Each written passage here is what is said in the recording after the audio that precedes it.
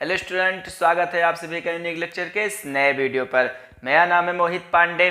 Students, हम लोग class 12th के भौतिक विज्ञान का चैप्टर नंबर 1 वैद्युत आवेश तथा क्षेत्र के बारे में पढ़ रहे थे।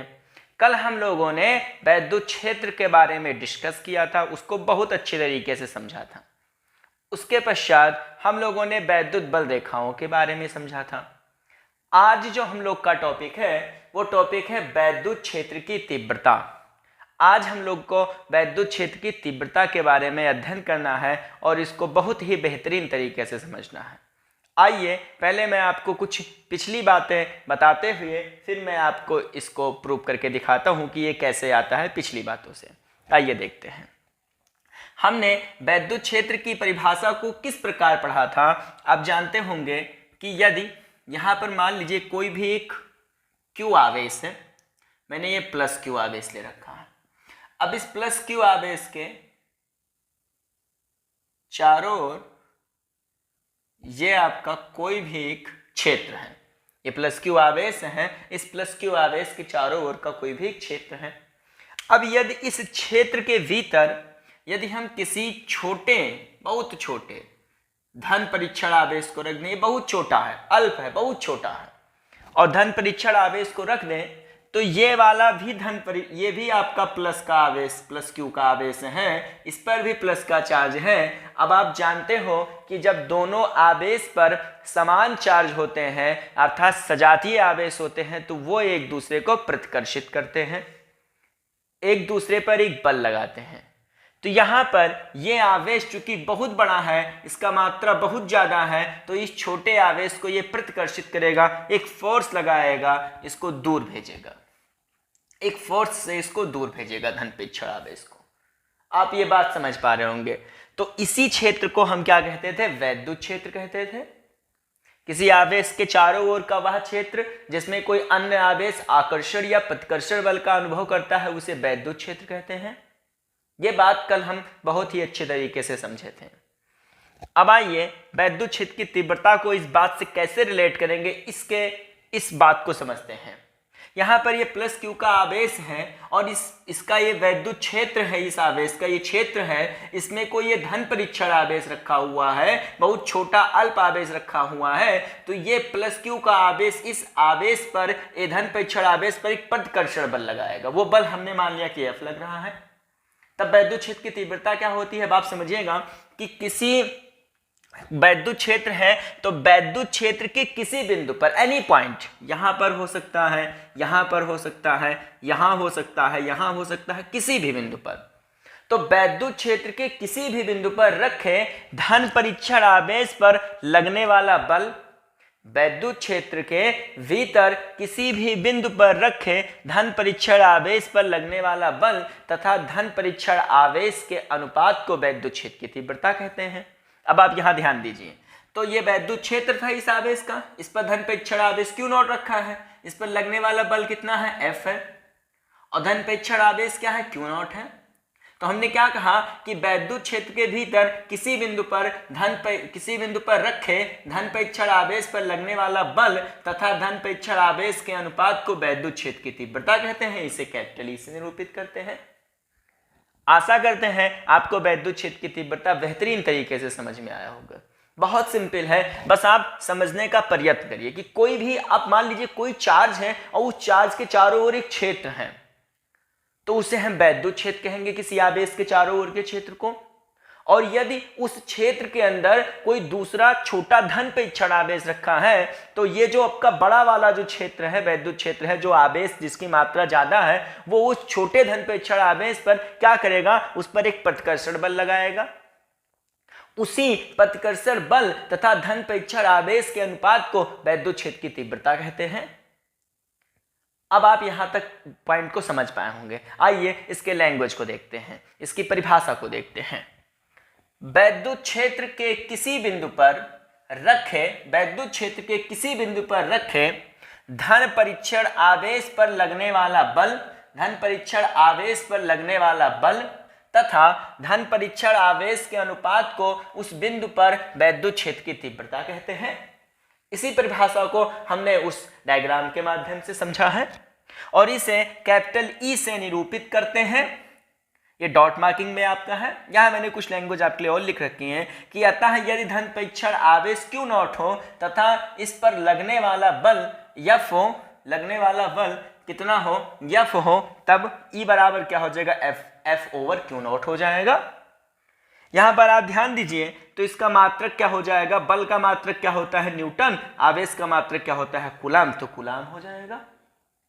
इसकी बीमा आप लिखोगे तो ml_t-3a-1, ये इसकी बीमा हो जाएगी। आप बीमा निकाल भी सकते हैं, आपने क्लास 11th में बीमा निकालना आपने सीखा था, वहां से आप बीमा इसका प्रूव आउट भी कर सकते हो, इसका बीमा निकाल सकते हो। यहाँ बल की बीमा रखिए, यहाँ पर बल की बीमा क्या होती है, ml-2 होती है, यहाँ पर आप ml-2 रख दीजिए। आवेश की क्या होती है, आवेश की AT होती है, आवेश की AT रख दीजिए। फिर आप सॉल्व करिए तो आपका यही निकल कर आएगा ml_t-3a-1। तो इस प्रकार आपने वैद्युत क्षेत्र के बारे में समझा और इसके किससे निरूपित करते हैं, इसका मात्रक क्या होता है, इसका बीमा क्या होता है, यहाँ तक आपने समझ लिया। अब हम आगे टॉपिक की तरफ बढ़ते हैं, तब तक आप इसका स्क्रीनशॉट ले लीजिए। हाँ तो स्टूडेंट्स, अभी हम लोगों ने वैद्युत क्षेत्र की तीव्रता के बारे में समझा, उसके हमने फार्मूले को समझा, मात्रक को समझा, बीमा को समझा। अब नेक्स्ट जो हमारा हेडिंग है वह हेडिंग क्या है, किसी बिंदु आवेश के कारण वैद्युत क्षेत्र की तीव्रता। हमें किसी बिंदु आवेश के कारण वैद्युत क्षेत्र की तीव्रता ज्ञात करनी है।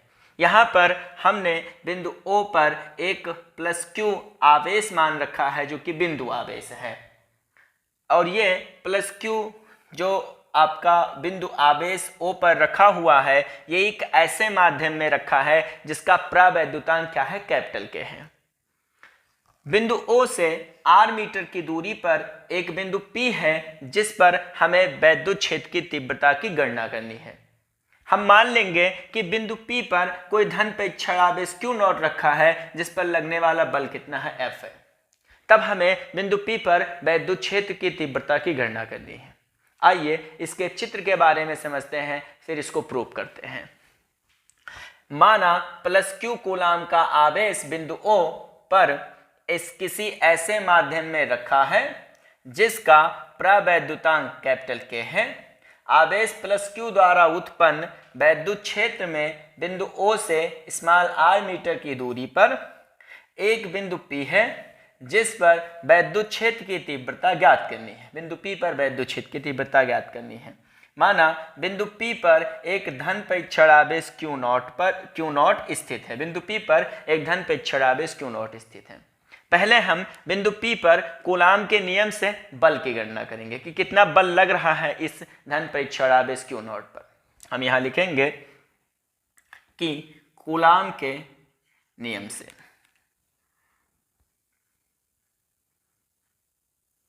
कूलाम के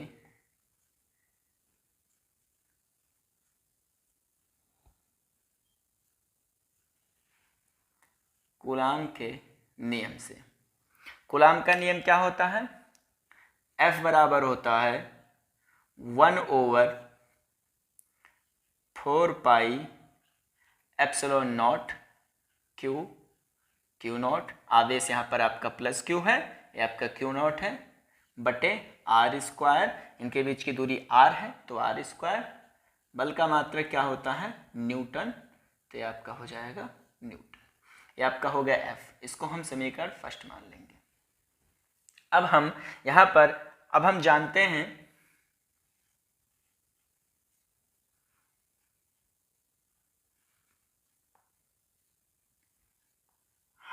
हैं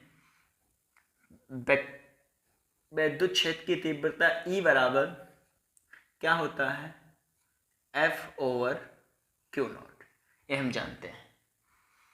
अब आप ध्यान दीजिएगा तो F का मान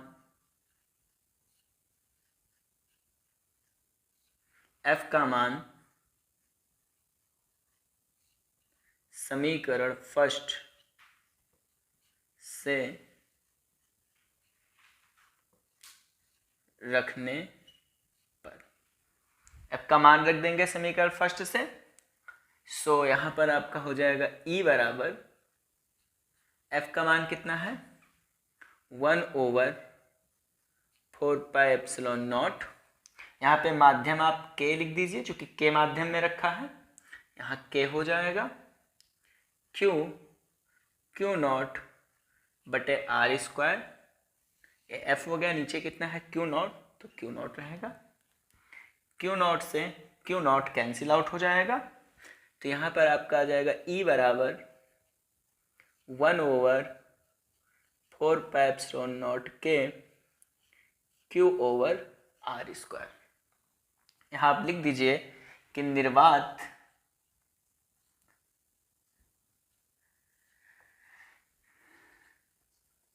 अथवा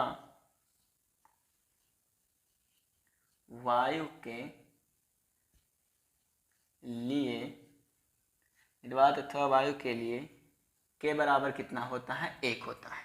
निर्वात अथवा वायु के लिए के बराबर 1 होता है, यहाँ रख दीजिए।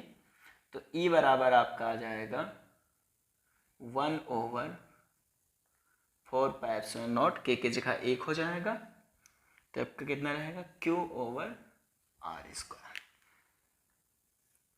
ये आपका आ जाएगा किसी बिंदु आवेश के कारण वैद्युत क्षेत्र की तीव्रता। स्टूडेंट्स, आशा करते हैं किसी बिंदु आवेश के कारण वैद्युत क्षेत्र की तीव्रता आपको समझ में आई होगी। अब हम इसके आगे डेरिवेशन को भी कुछ इन सूत्रों के माध्यम से हल करेंगे, तो आप इसका स्क्रीनशॉट ले लीजिए।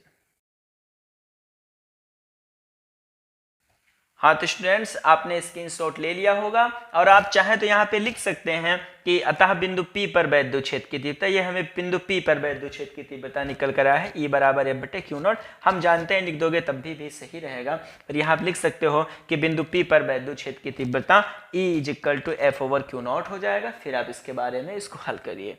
तो स्टूडेंट्स, आपने स्क्रीनशॉट ले लिया होगा और आशा करते हैं कि आपको ये बहुत ही बेहतरीन तरीके से समझ में आया होगा। स्टूडेंट्स, यदि आपको ये वीडियो अच्छे लग रहे हैं, आप लाइक करिए, शेयर करिए, सब्सक्राइब करिए और कमेंट करना मत भूलिए। धन्यवाद।